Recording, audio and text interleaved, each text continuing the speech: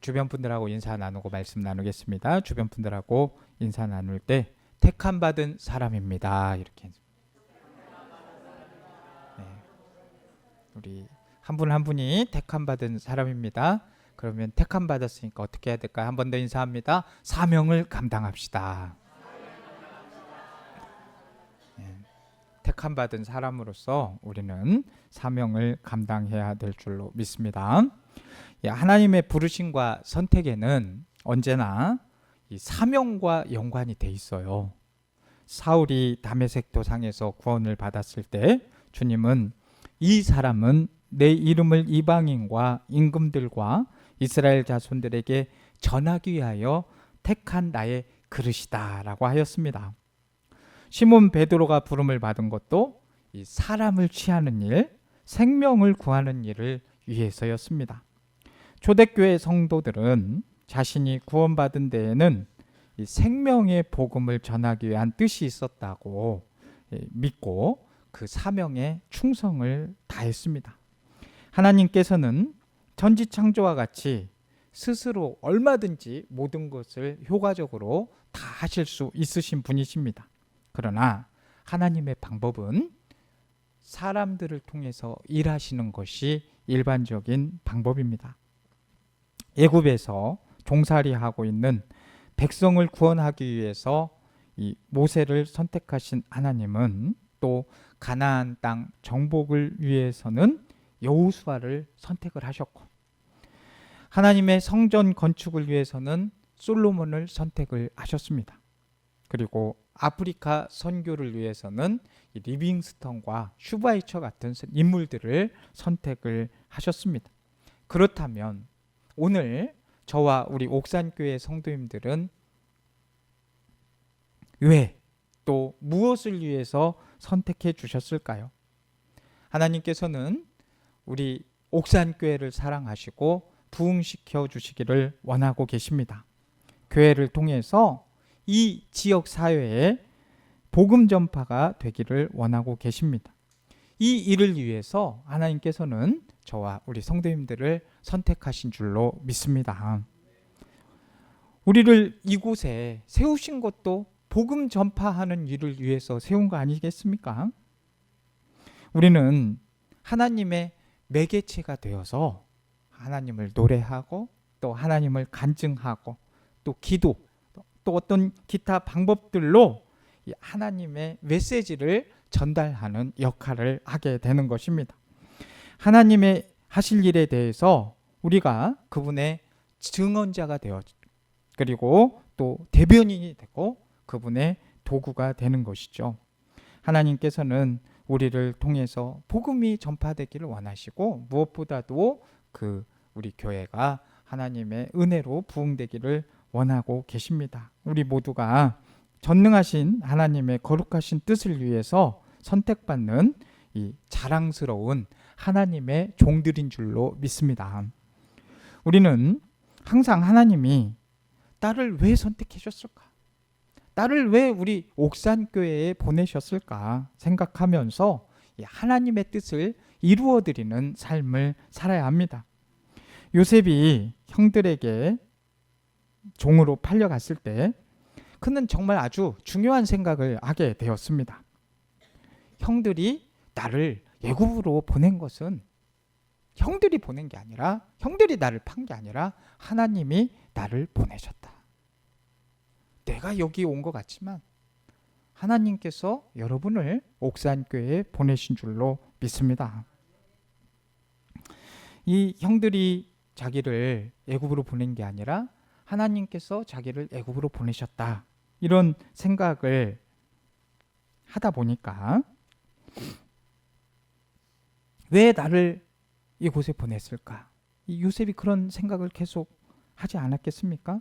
하나님의 뜻을 자꾸 생각하게 되고 하나님이 왜 나를 이곳에 보냈을까? 자꾸 그 뜻을 생각하니까 살 이유와 소망이 생기더라는 거예요. 우리가 목적이 있고 하나님이 왜 이곳에 보내셨는지를 알고 깨닫게 되면은 살 이유가 생기게 되고 살 소망이 생기게 되는 것입니다.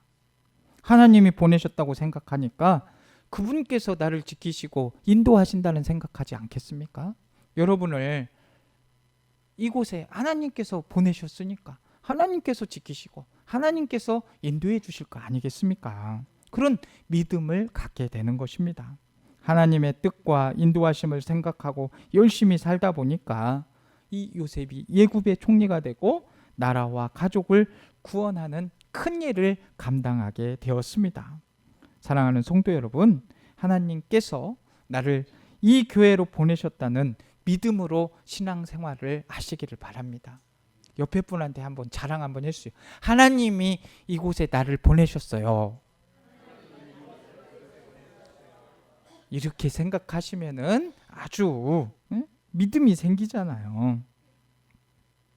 나를 이곳으로 보내신 하나님의 뜻이 무엇인가? 나를 통해 이루시고자 하시는 뜻이 무엇인가를 생각하면서 주님의 선한 뜻을 이루어 가서 합력하여 선을 이루는 저 우리 성도님들 되기를 바랍니다. 자, 오늘 본문의 말씀은요, 주의 종 메시아에 대한 예언의 말씀입니다만 이 말씀 속에서 사명을 맡은 자의 자세에 대해서 잘 살펴볼 수가 있습니다.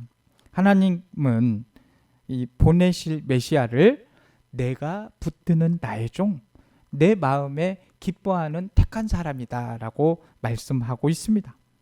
하나님의 일을 위하여 구원자 메시아를 보내는데 그 메시아는 내 마음에 기뻐하는 자요 내가 택한 자라라고 말씀을 하고 계십니다. 이 말씀은 선택받은 자의 그 성격을 잘 보여주고 있죠. 어떤 능력과 자격이 있어서가 아니라 단지 하나님께서 기뻐하셔서 선택해 주셨다는 거예요. 그런 점에서 보면 하나님의 선택을 받았다는 것은 사명이기에 앞서서 놀라운 복이라는 거죠. 특권인 줄로 믿습니다. 우리가 하나님의 동역자로 선택받아 일한다는 거 놀라운 복이고 특권이라는 사실을 잘 아셔야 돼요. 그러면 자, 하나님의 동역자로 우리가 감당해야 할 사명이 무엇일까요? 1절 말씀을 보면 그가 이방의 정의를 베풀리라 라고 말씀하고 있습니다.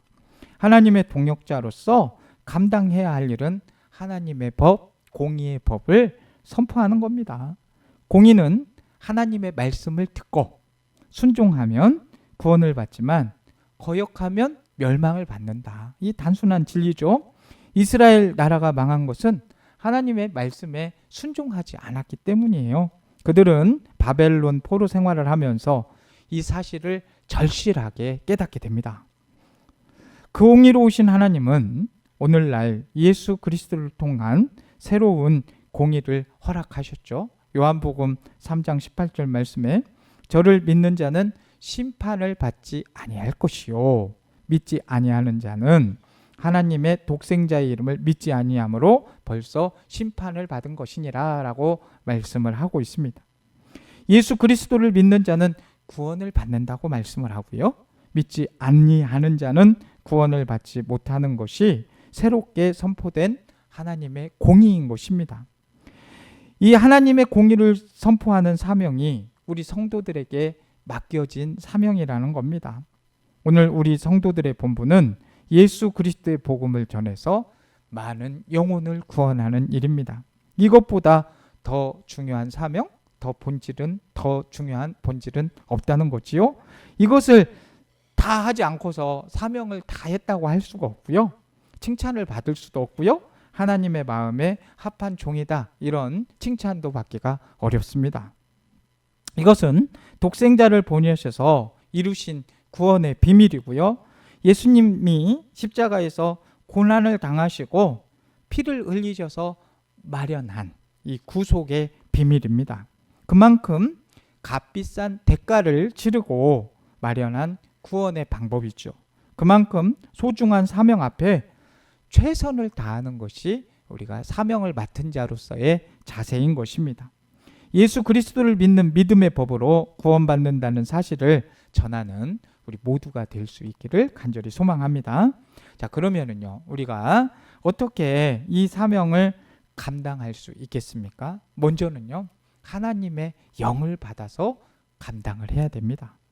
1절 하반절 말씀에 내가 나의 신을 그에게 주었은즉 그가 이방의 공의를 베푼다고 하였습니다. 하나님은 당신의 뜻을 위해서 선택받은 종들에게 그 일을 할 수 있는 힘과 능력을 반드시 준다는 거예요. 사명만 주시는 게 아니라 힘과 능력을 주신다는 거예요. 우리가 사명을 받았잖아요. 사명을 받았으면 반드시 그 사명을 감당할 수 있도록 힘과 능력을 주신다는 겁니다.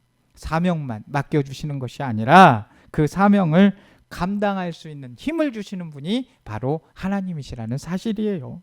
모세에게 이스라엘을 구원하는 사명을 주신 하나님께서는 그 사명과 감당할 수 있는 힘도 함께 주셨습니다. 그래서 모세가 지팡이를 던지면 뱀이 되기도 하였고 물이 변하여 피가 되기도 하였고 흑암이 임하는 역사가 일어나기도 한 것입니다.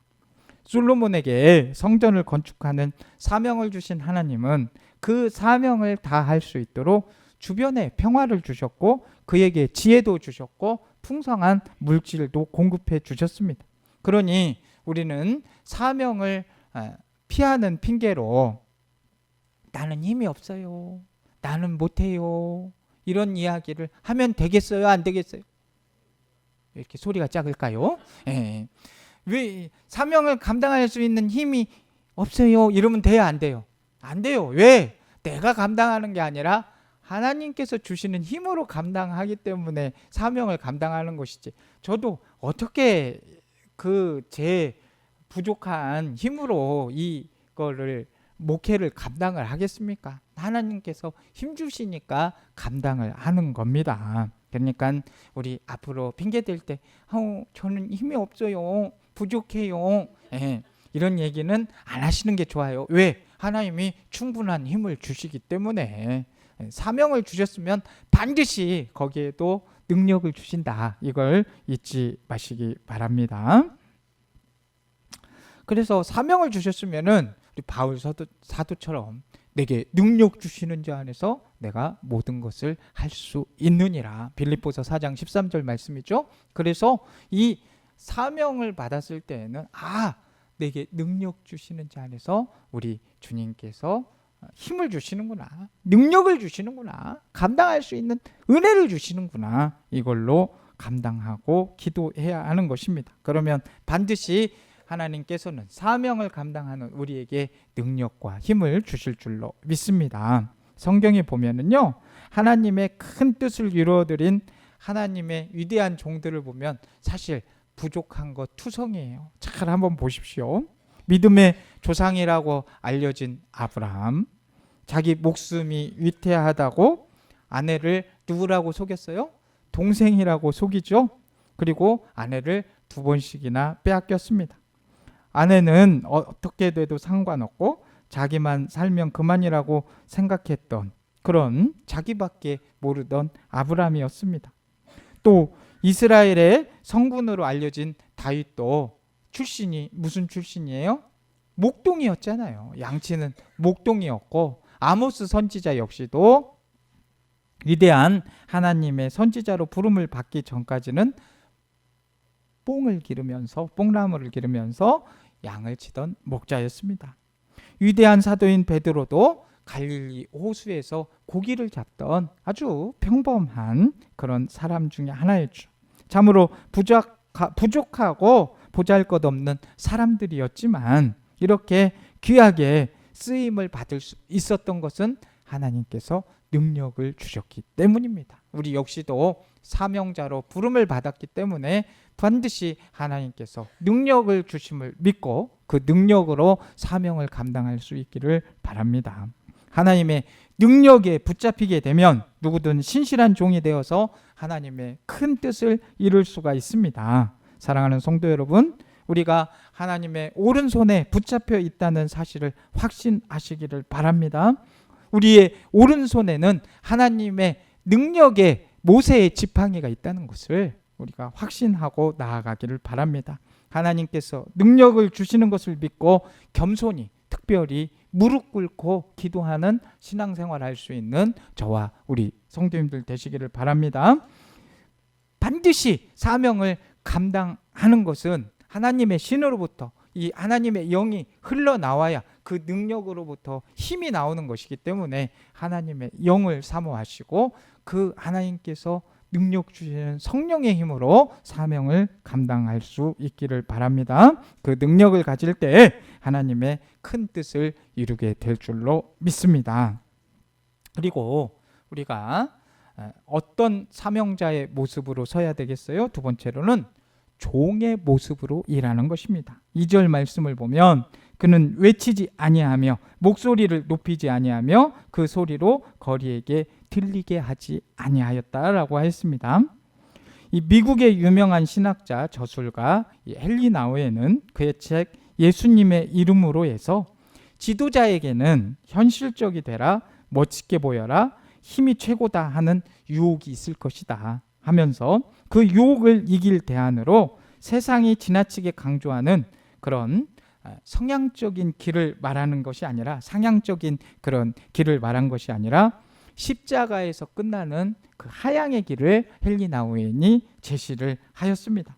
근데 그 길을 제시해 준 분이 모범이 되신 분이 누구십니까? 바로 예수님 아니겠습니까? 예수님의 이름으로라는 책처럼 그 예수님이 상향의 길을 가지 않고 십자가의 길, 하향의 길을 갔단 말입니다. 그 주님께서 보여주신 모습, 종의 모습이었죠. 겸손과 희생의 모습에 있었죠. 십자가의 모습을 보여주면서 그분이 어떻게 합니까? 승리를 하시게 됩니다. 그 모습이 정말 하나님께서 원하시는 방법이었고 최후의 승리의 길이라고 자기를 따르는 자에게 말씀해 주었습니다. 아무든지 나를 따라오려거든 자기를 부인하고 자기 십자가를 지고 나를 따를 것이니라. 주님이 걸어가고 주님이 가졌던 이 방법을 따를 것을 말씀하고 있는 겁니다. 본을 보이셨기 때문에 본을 받으라 라고 말할 수 있는 거 아니겠습니까? 하루는 현장에서 간음하다가 여자가 잡혀왔어요. 예수님에게로 왔습니다. 여자에게도 물론 잘못이 있었지만 그들에게 여자의 체면이나 인격은 안중에도 없었지요. 오직 자기들의 목적을 달성하기 위해서 이 여자를 돌로 칠까요 말까요? 예수님께 묻고 있었습니다. 그때 예수님께서는 목소리를 높이지 않고 오직 조용히 앉아서 땅에 글을 쓰셨습니다.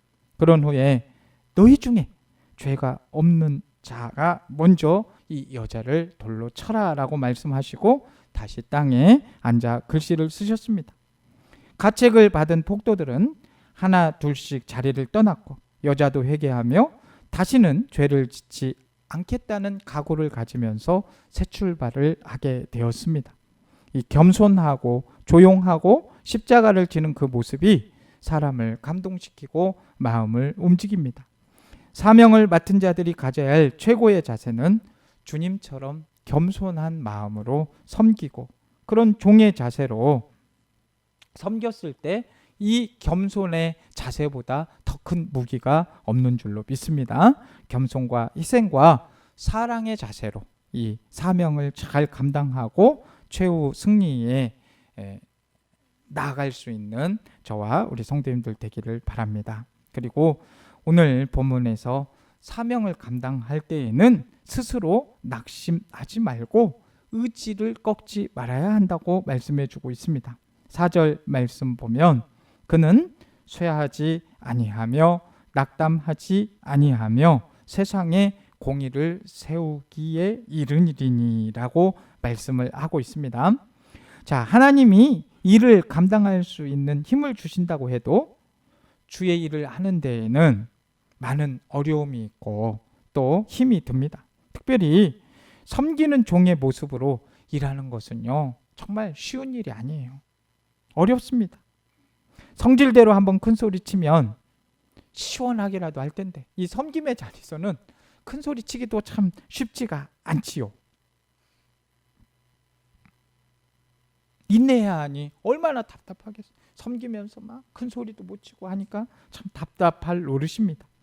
예수님께서 십자가를 지셨을 때 악한 마귀는 사람들을 통하여서 십자가에서 내려오라. 그래서 내가 하나님의 아들됨을 증명해라. 그러면 우리가 믿겠다. 막 이렇게 하면서 대제사장들과 군중들과 군인들과 심지어는 함께 십자가에 달린 강도를 통해서 계속적으로 유혹을 하였습니다. 주님은 시원하게 십자가에서 내려오고 원수들에게 보란듯이 멋지게 보복할 수 있는 그런 능력이 있으심에도 불구하고 십자가에서 내려오시지 않으셨습니다. 끝까지 십자가의 힘든 고난을 다 참고 치르셨을 때 인간의 구원 역사를 이루게 되신 것입니다. 우리가 주의 일을 할 때 낙심하지 않고 스스로 의지를 꺾지 말고 끝까지 참아야 하는 이유입니다. 열매가 없을 때에도 실망하지 말고 더욱 힘을 내어서 사명을 감당해야 됩니다. 사도행전 23장 11절 말씀을 보면 예루살렘에 갇혀 있는 바울에게 주님께서 하신 말씀이 나오죠. 뭐라 하십니까?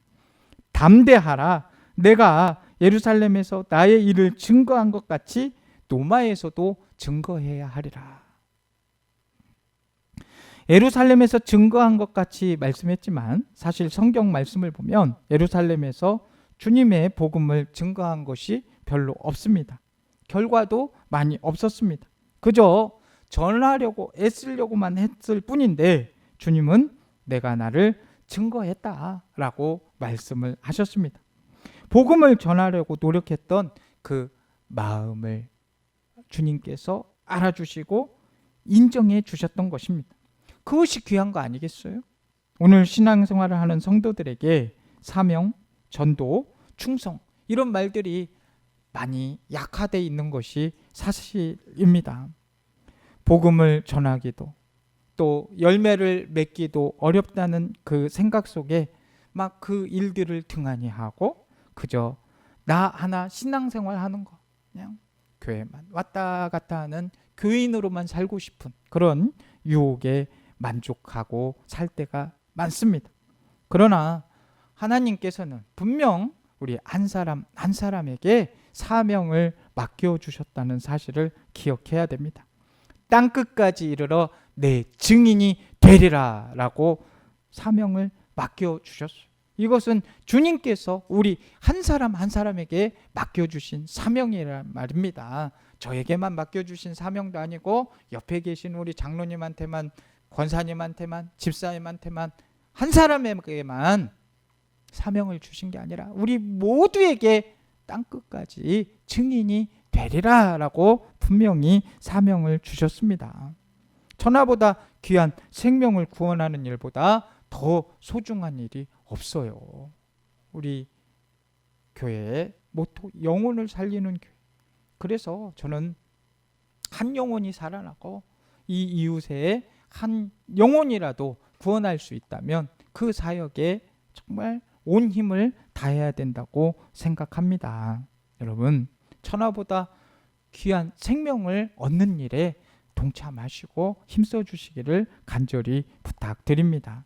이 사명 감당하는 일은요, 천사도 흠모할 만한 귀한 일이며 특권이고 복이라는 사실입니다.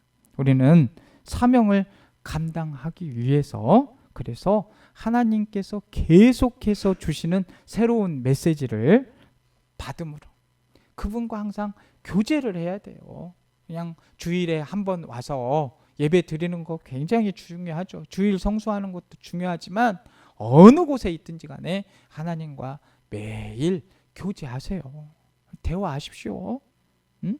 꼭 그래야 그 하나님으로부터 흘러나오는 것이 있지 않겠습니까? 그분의 말씀을 먹고 식사들은 잘 하시지요? 예, 표정 보니까 잘 하시는 것 같아요.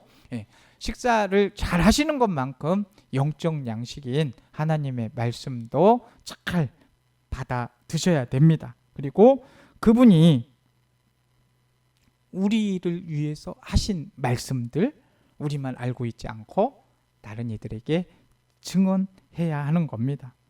우리가 아무리 그 주의 일을 감당하고 사명을 감당한다고 해도 그 하나님의 영으로부터 교제하지 않고 하게 되면은 내 힘으로 하려다가 자포자기하고 절망할 수가 있기 마련입니다. 그렇기에 우리는 항상 그 하나님의 영을 사모하고 영적으로 교제하면서 그 일들을 감당해야 하는 것입니다. 우리의 영이 지속적으로 교제를 하고 있다면 접촉점이 있잖아요. 하나님과 접촉점이 있기 때문에 끊어지질 않는 거예요. 여러분, 날마다 이렇게 주님과 교제함으로써 내 사명이 무엇인지 그거를 발견해야 됩니다. 내가 왜 옥산교회에 있어야 되는지, 내가 일하고 있는 현장에 왜 있어야 되는지, 그 있어야 되는 이유를 모르게 되면 소망도 없어질 수 있고요, 삶의 의미도 없어지기가 쉬울 수 있습니다. 그러나 내가 왜 그곳에 있는지, 내가 옥산교회에 어떤 사명을 받아 살고 있는지를 알게 되면 목표가 생기게 되고, 나의 사명은 영혼 구원이구나. 우리 주님께서, 하나님께서 우리 주님을 보내신 이유도 우리를 구원하기 위해서라고 하면 우리의 사명도 여기 옥산교회에 있는 것도 우리가 다른 한 사람을, 그 한 영혼을 구원하는 일에 있구나. 이 생각을 하시게 되면 반드시 목표도 생기게 되시고 하나님을 더 의지하게 될 것이고, 그 한 영혼을 구원하기 위해서 하나님으로부터 능력을 힘입어야 되는구나. 그 은혜를 누리며 더욱더 하나님께 가까이 가고 영적인 교제를 하기를 소망하게 될 것입니다. 그 은혜가 우리 가운데 있기를 원하고 그 사명을 잘 감당할 수 있는 주님의 택함받은 저와 우리 성도님들 되시기를 주님의 이름으로 축복합니다. 사랑과 은혜가 충만하신 하나님 아버지, 주님께서 택하신 종 예수 그리스도를 이 땅에 보내시어 온유함과 겸손으로 정의를 세우게 하여 주시고 상한 걸대를 꺾지 않으시며 꺼져가는 등불을 끄지 않으시는 그 사랑을 깊이 감사드립니다. 저희도 주님의 성품을 본받아서 연약한 자를 품고 낙심한 자를 위로하면서 정의와 사랑을 이루어가는 주님의 도구로 사명을 잘 감당하게 하여 주옵소서. 흔들리는 세상 속에서도 주님의 말씀을 굳게 붙잡고 끝까지 믿음으로 승리하는 삶을 살아가게 하여 주옵소서. 예수님의 이름으로 기도드립니다. 아멘.